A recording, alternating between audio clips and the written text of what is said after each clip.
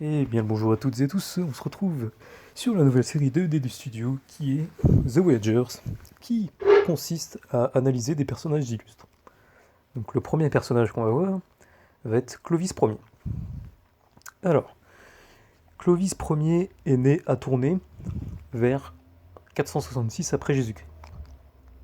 Clovis fut le premier des rois des Francs, à unir toutes les tribus francs sous un seul dirigeant, changeant la forme de leadership d'un groupe de chefs royaux de gouverner par un seul roi, et de veiller à ce que la royauté soit transmise à ses héritiers, bien évidemment.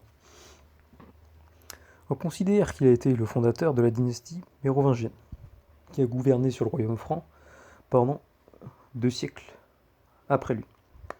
Clovis a succédé à son père, Childéric I, en tant que roi des Francs saliens en 480, et il a fini par diriger une région s'étendant de ce qui est maintenant le sud des Pays-Bas au nord de la France, en termes romains, à Gallia Belgica, donc le nord de la Gaule.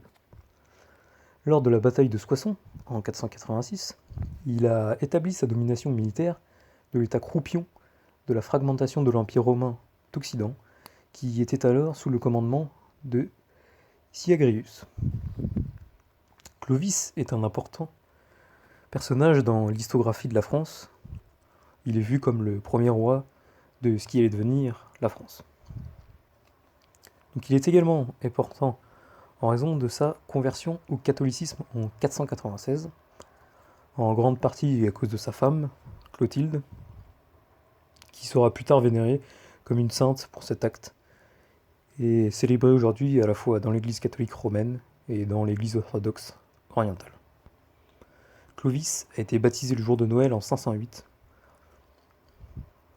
L'adoption par Clovis du catholicisme, par opposition à l'arianisme de la plupart des autres tribus germaniques, a conduit à une conversion généralisée parmi les peuples francs, à l'unification religieuse à travers ce qui est aujourd'hui la France, la Belgique et l'Allemagne moderne.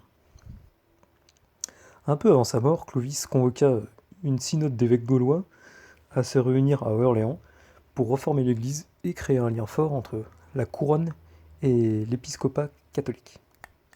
C'était la première concile d'Orléans. 33 évêques ont assisté et adopté 31 décrets sur les devoirs et obligations des individus, le droit de sanctuaire et la discipline ecclésiastique. Ces décrets, également applicables aux Francs et aux Romains, établissent d'abord l'égalité entre les conquérants et les vaincus. On dit traditionnellement que Clovis Ier est décédé le 27 novembre 511, cependant, le Liber Pontificalis suggère qu'il était toujours vivant en 513, de sorte que la date exacte de sa mort ne soit pas connue. À la mort de Clovis, son royaume fut partagé entre ses 4 fils, Théodoric, Clodomir, Childebert et Clotaire.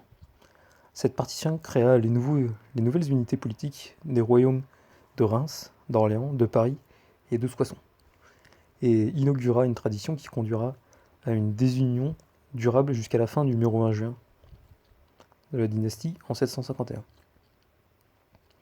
Clovis avait été un roi sans capitale fixe et sans administration centrale, au-delà de son entourage. En décidant d'être enterré à Paris, Clovis a donné un point symbolique à la ville.